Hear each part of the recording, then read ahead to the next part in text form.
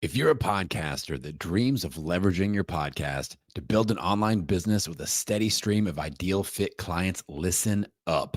On October 1st, I'm launching registration for my online business academy for podcasters.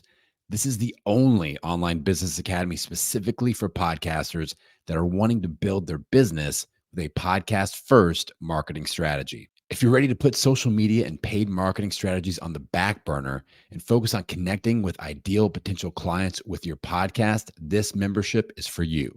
Now, this next part is really important, so listen up. I'm capping the membership roster at 50 total podcasters, and the price is going to increase after the first 20 podcasters sign up. Use the link in the show notes or go directly to www.podcastingbusiness.school to get on the wait list so you get first dibs on the 50 roster spots. I'm motivated to help 50 podcasters create a steady stream of meaningful monthly income with their online business, and I'm backing this offer with a $5,000 guarantee. I'm guaranteeing that you will bring in at least $5,000 in new revenue with new clients with your online business within your first 12 months in the academy. And if you don't, I will keep coaching you within the academy for free until you do. Head on over to www.podcastingbusiness.school for all the details. What's up, Pod Pals? It's your buddy Adam, and you are listening to Podcasting Business School. It's a show where I teach podcasters how to love their podcast like a hobby and build it like a business. This is a podcast audit episode. Got my pod pal Perry here from the Potential Leader Lab podcast. Perry, welcome to the show, man. Hey, thanks. It's great to be here, Adam. A couple of Midwestern podcasters jamming out. Love it. Let's set a goal to work towards today. If you and I are sitting here 6 months down the road, things are going really well for your show. Kind of paint that picture for me. What might that potentially look like? Well, it would be I would have a better plan. Not a planner. So right now I have this kind of general plan. I started it last year, then I took a break, then I came back to it, got some renewed enthusiasm, and I'm doing 2 episodes a month right now. I want to flip that to I'm going to start in October of having 4. So I'll record 4 in September, and I want to actually do a calendar with all of the topics, kind of figure out what each of the 4 is going to be every week. Like maybe have 1 interview a month and maybe one, just get more organized and structured around it so I can start planning for it. Great. And is there anything in particular that you feel like is keeping you from that right now? Is it like a time issue or just like a lack of experience issue? Anything that you could kind of pinpoint? It actually isn't as much time as it is just organization, right? So like I had to go back and actually look at all the ones because I've done I think like 30 episodes. So I'm looking at those and I actually have to keep track of what I've talked about so I don't talk about it again. So it's really organization because I have like these topics that I really love. So I might approach them differently, but I want to make sure it's fresh and it kind of and I want it to build. Like I want it to make sense if people are listening that we're building on something. Okay, cool. Last question before we jam out on ideas here. Who is the ideal listener for your show? Just so I can kind of dial in on that. I would say it's funny because I've done this exercise a couple times, and really the people that are listening are mid-level kind of managerial folks all the way up to C-suite people. And so it's anybody who aspires to continue to evolve as a leader. And I use and when I say leader, it's just influence. And my goal is to help build a better world for those we care about. So that's my definition of leadership. So in that realm, anybody who's interested in doing that. Okay. And I lied. I've got another question. Are you selling any services off of this? Is there a business objective for this right now? I do. Yeah, I do, but I don't. I have not. There's never an explicit call to action on this. It's really just I started doing it because I wanted to expand reach and get my. I love to write, but there's something different when you hear somebody talk about something as opposed to when you read something. So that's what it started with. And now I've got the folks that I'm working with, a couple of my folks are like, hey, we could probably get sponsors for this. If you, and so there are some talk around, is there going to be a specific call to action, intro, outro, that kind of stuff, getting a little more polished. Okay. And if somebody were to listen to the show and be like, man, I'd really like to hire Perry, do some consulting. Is that a thing that you would look at doing? Yeah, I do. I have some specific offerings, how I engage people in my Vistage groups and things like that. But yeah, I'm working on that. Okay, cool. Yeah. All right. So let's really dive into this, getting organized, get your content reps going. Now, the first thing we have to do is kind of set the why. Like, why am I so passionate about weekly content specifically? So for me, weekly content leads to a podcasting superpower that not a lot of podcasters realize. And that superpower is that we can insert our content into the life rhythms and routines of our ideal listeners because they can be multitasking. And people don't consume YouTube content that way. They don't consume social media content that way. Like they aren't mowing their lawn and scrolling through Instagram at the same time. They aren't checking their email. They don't do, consume email marketing that way. But they can mow the lawn, listen to a podcast, walk their dog, listen to a podcast, do the dishes, listen to a podcast, work out, listen to a podcast, drive their kids to school, listen to a podcast. So we have the opportunity to be the show they listen to on Wednesday morning when they drive their kids to school. Like that, we're part of that routine. Like, oh, Adam's episode drops on Tuesday. I listen to it on my lunch break on Tuesday or when I work out on Tuesday or whatever. So we have that opportunity to be in that rhythm. And we take ourselves out of that superpower when we aren't doing weekly content because they have somebody else to put in there. Unless you've got a giant back catalog and they just found you, then they'll work through that. So if you've got a 30 episode buffer, if somebody finds you, you can be a part of that rhythm for several weeks in a row, and that'll grow. But this is still important, to take advantage of that as much as we possibly can. So that's kind of the why behind this. Now let's talk about the how of how do we get organized around this. And are you doing solo episodes? Are you having people on for guest episodes right now? A little bit of both. What's that look like?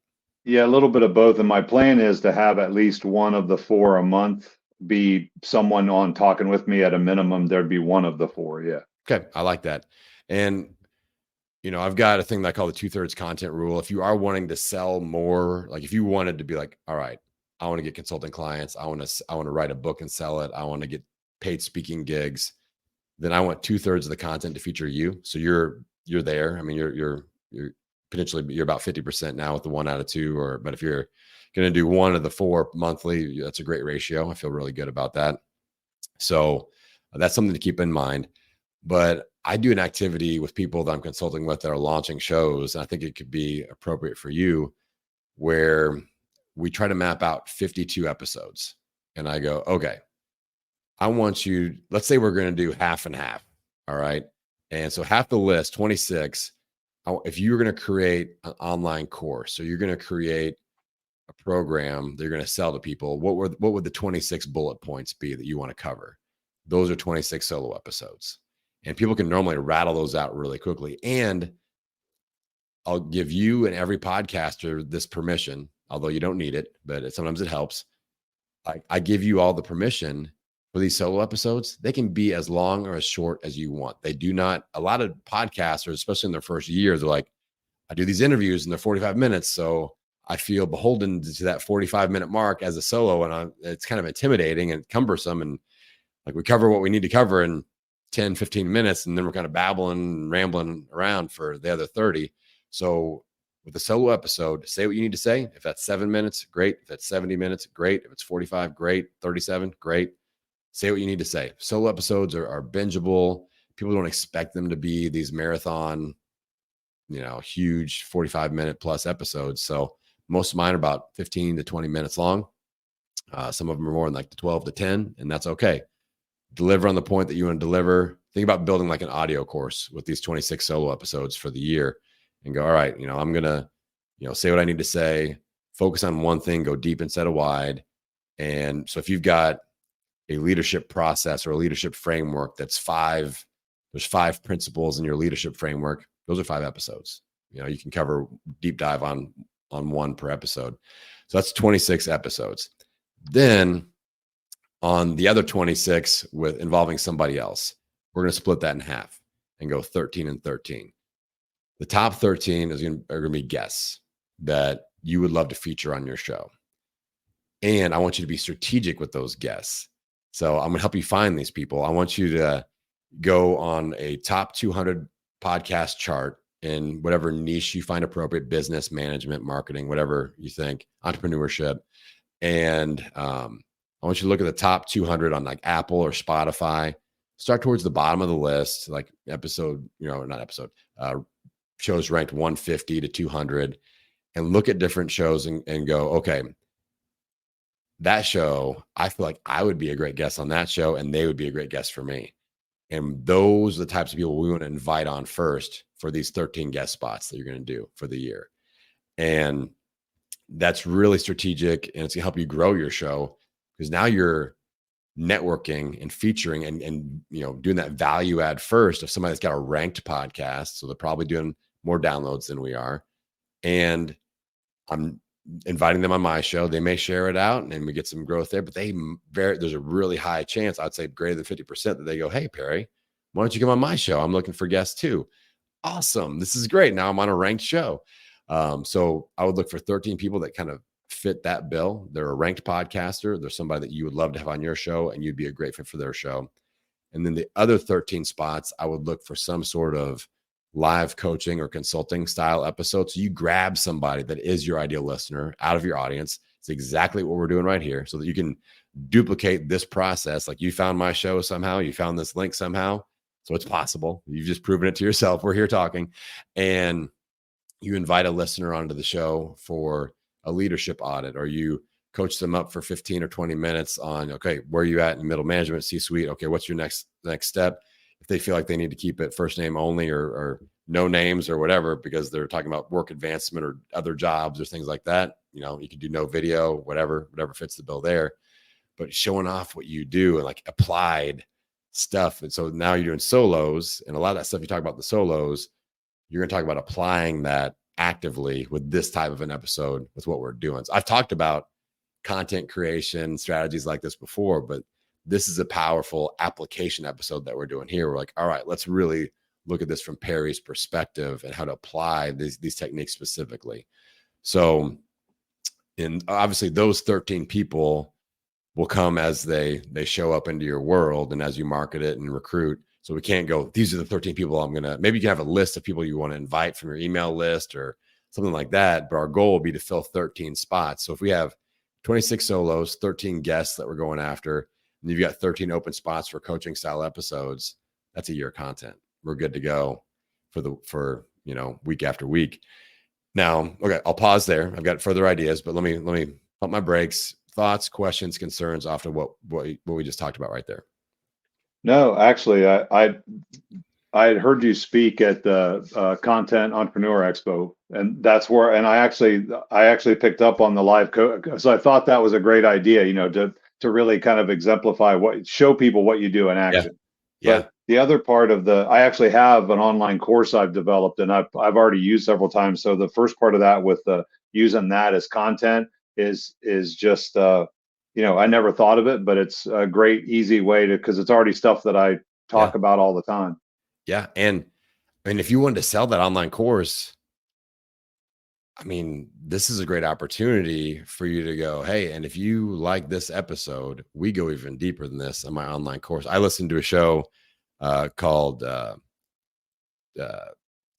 Small Business Tax Savings Podcast. And Mike Jezoshek, he's gonna be coming on the show here down the road, but he covers what he covers in his membership on the show. And some people fear that. They're like, if they get it in their show, why are they going to pay for the thing? But it's like getting a recipe, and you don't have a whole lot of confidence as a chef or a cook. You got somebody there to hold your hand and go, oh, no, a little bit more of that, a little bit more of this correct order, this as a priority over this other thing. And in the leadership space, it's even more important. Like, your experience and your knowledge is going to be worth paying for. So, so I think that's a really good idea. And then have a little call to action of, if you like this, you're going to love my course. Maybe throw a special code out there that gives them 10% off, or a bonus, something or other. An autographed life-size poster of Perry shows up to their doorstep. That always works. That's the number one sales technique that nobody knows about. Life-size autographed cardboard cutouts of yourself to your podcast audience. You'll hear Alex Hormozy talking about it soon, I'm sure. But like giving them a little, hey, use the code POD and save 10%. And that's only heard on your show. So that's very special for them.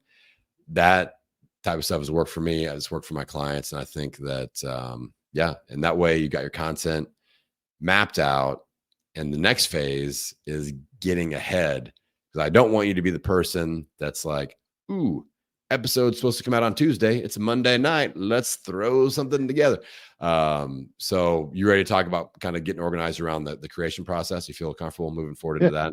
Okay. Yeah, absolutely. So you want to find a sweet spot of batch recording. Like we're going to talk about batch recording and getting ahead. So like for me, I kind of have one focus project per week where I'm building out a new offer or something, or I'm doing an open challenge. That's something like there's always a main project going on. But then I've got my regular workflow. And in that regular workflow, I record, produce, and edit 2 episodes. So my main Tuesday episode and my podcast audit episode. But I'm always 3 weeks out in advance. So what I record today will show up on the RSS feed 3 weeks from today. So I can be sick or on vacation or injured, or I've lost my voice because I'm coaching 7th grade basketball or whatever.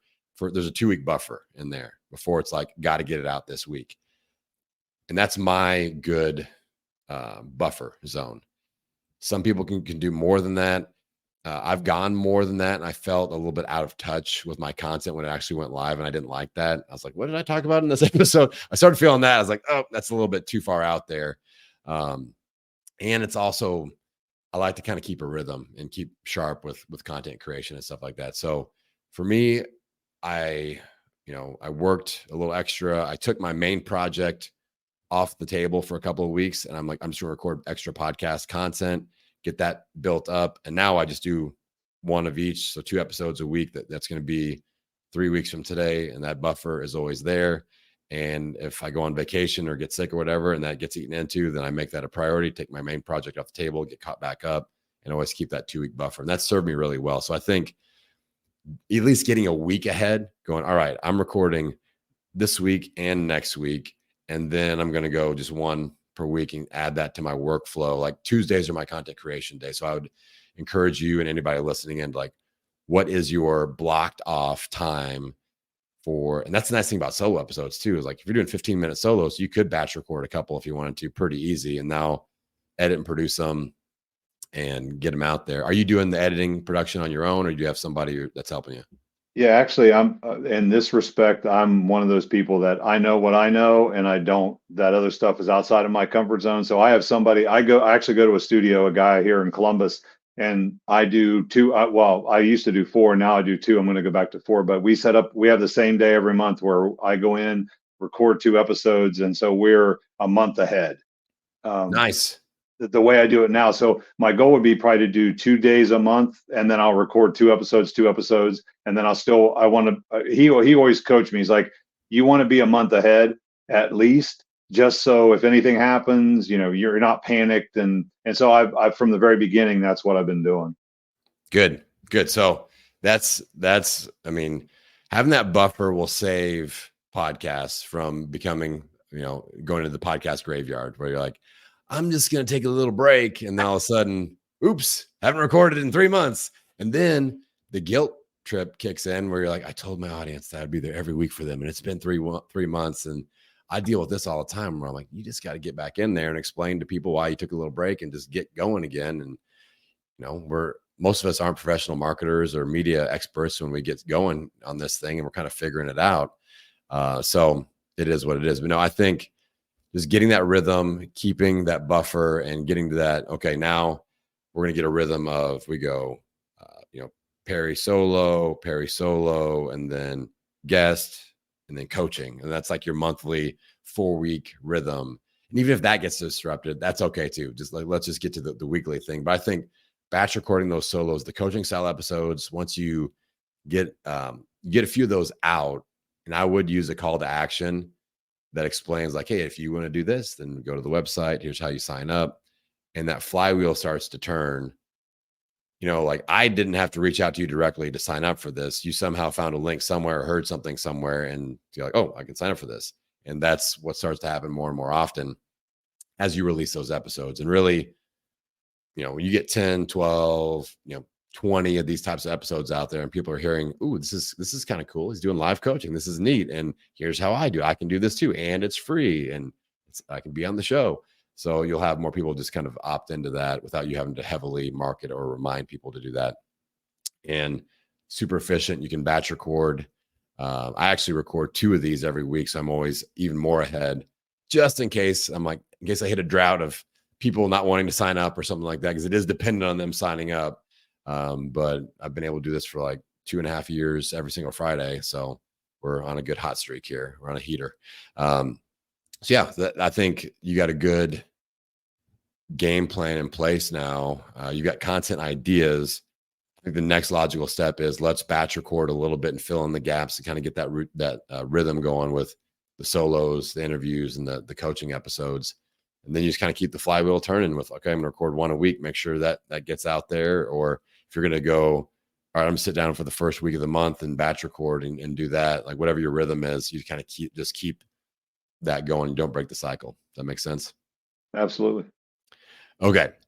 So I feel good about the content, rhythm, and ideas there. I think we got some good actionable steps. Let's talk about a little bit about optimizing discoverability for your show to help new listeners find it. So the show is called Potential Leader Lab Podcast. Mm-hmm. I would strongly consider adding what I call a title extension to this.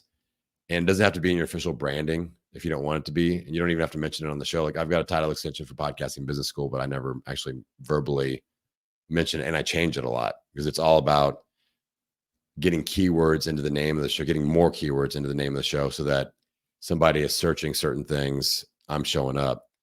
So, I think in the leadership space, honestly, I would make sure I have the word leadership in because I think people are going to search that more than they will leader, the word leader itself. But if they do search leader, they may pull up leadership, but then we're getting heaped into a big batch. And you may be the 100th show that they see. So I would kind of go Potential Leader Lab, leadership tips for, or leadership conversations about. And then I want to get the word business, C-suite, mid-level managers, management, office manager, whatever, like all those words that your ideal avatar that we talked about would use to describe themselves or the role that they play. I want like 2 or 3 of those in there somewhere. Okay. Because that way when they're searching C-suite executive or they're searching career growth, like that might even be another, leadership tips or leadership conversations about career growth, moving up the corporate ladder, job opportunities, whatever you think. Like this little, I want like right. blah blah blah tips for or conversations, keyword. So we can sneak in 2 or 3, maybe 4 more keywords. It's really going to help, man. Like it's going to help. And again, you don't have to ever say it. Your brand is Potential Leader Lab. But just having that title extension in the title line itself is going to really help quite a bit. It's going to help. I've had people do this and they double their downloads in 30 days. And I've had that happen a lot. So, but those big searchable terms, you got to think, what is your ideal listener putting in the search bar in Apple and Spotify? Not Google, not website search. So it's a little bit different, But so if I'm a C-suite executive looking to level up my career, will I type in leader or leadership? Maybe. But am I going to probably put in C-suite advancement or career advancement tips or something like that? The word career or careers would probably be important to think about. And whatever words, like create a little search term keyword bank. Maybe get 10, 15 terms in there. Pick the top 2 or 3 you want to feature in the title. And the rest of them we can use in episode titles. We can use in your podcast host description. We just want to use those words. Whatever words that they're putting in the Apple search bar, the Spotify search bar, we want to use those as often as we can in our podcast ecosystem because that's just going to pull those people in. And so for my show, the key phrase is podcasting tips. And I use that a lot everywhere. And that's something that when you put podcasting tips in Apple or Spotify, I've got 3 different podcasts and all of them pop up. So that shows that it works. But so any thoughts, any questions on that, Perry? No, that's good. That's I'm going to do a little research and figure out what that group of terms is, and then just maybe on a rotating basis, just keep changing it Yeah. up and including as much of that as I can. Yeah. That could be something you go on like LinkedIn and post like a poll or something. Like if you are a C-suite executive, what terms would you use to describe yourself? Another question would be like, I've got a show about, and kind of describe your show. If you were looking for a show like this, what would you type into Spotify? What would you type into Apple if you were searching for this type of a show? What words? And you just start making notes and going, oh, or if somebody reaches out to you and they're like, I love your show, bro, I'm obsessed, then thank them. They probably have a question, answer the question, and then go, hey, what were you looking for? What do you remember what you typed into the search bar? How did you find me? Just reverse engineer that, man. You could even create like a little Google form or something. Like, hey, could you fill out these 3 questions for me real quick? And just kind of collect a little, how did you find it? What were you looking for? And then like, what episode topic do you need me to produce that you would love to hear on the show? And people appreciate that. They really love it. And it's kind of one of the superpowers and advantages of being an independent podcaster and being a smaller, getting started podcaster is that we can actually connect with people. Like you heard me speak on stage. There were several people that spoke at that event that there is no way you could access them like you're accessing me today. Like they have all sorts of gatekeepers and, the teams and all this stuff. But like as a smaller independent podcaster, that's one of the things I promote. I'm like, you got access to me. Like, let's connect. I want to do this. I will initiate that engagement and that connection and invite you in to do this sort of thing. So that's something that you can do as well and kind of showcase that. So keep that in mind as well. Sound cool? Yep. Awesome. All right, Perry, I want to make sure you get to shout out your show and your brand. So if people want to come check out the World of Potential Leader Lab, where do they go on social media, website? Where do you hang out, man? Well, website is just my name, perrymoffmer.com, and they can access the podcast as a tab on there. So that's where they can find me. And then I really there in LinkedIn. I don't do much on any other right now. Yep. Go check out Perry on LinkedIn. His last name is spelled Maughmer. Go check him out. Say hello. Tell him you heard him on the show. Now, if any of you want to come on and do a podcast audit just like Perry, go to my website, www.podcastingbusiness.school, and click on the freebie button. You will see it right there. Get on my calendar. We're filling up for the summer months into the fall already. So hop on the calendar and I'll be glad to invite you on the show. Perry, appreciate you for coming on here. And we're going to look forward to seeing what happens with the Potential Leader Lab podcast. And we'll keep cheering you on from the sidelines here. For everybody out there, appreciate you listening in. And I'm going to send you out into the world wishing you health, happiness, and many downloads. We will see you next time. Breaking news, Pod Pals. My online business academy for podcasters will be launching on Tuesday, October 1st, 2024. This is the only online business academy just for podcasters that want to leverage their show to build an online business and get more clients. If you're interested in earning meaningful income every month with a podcast-first marketing strategy, this membership is for you. And this membership offer is backed by my $5,000 guarantee. I'm guaranteeing that you will gain at least $5,000 in new revenue and new clients within your first 12 months of being in the academy. And if you don't, I'm going to keep coaching you within the academy for free until you do. I'm capping the membership at 50 total podcasters, and the membership price goes up after the first 20 podcasters sign up. Use the link in the show notes or head on over to www.podcastingbusiness.school to get on the waitlist to join. You'll have the first chance to grab one of those 50 roster spots and get the best pricing. Everything's launching on October 1st, so grab your spot on the waitlist and get ready to take your podcast-focused online business to the next level.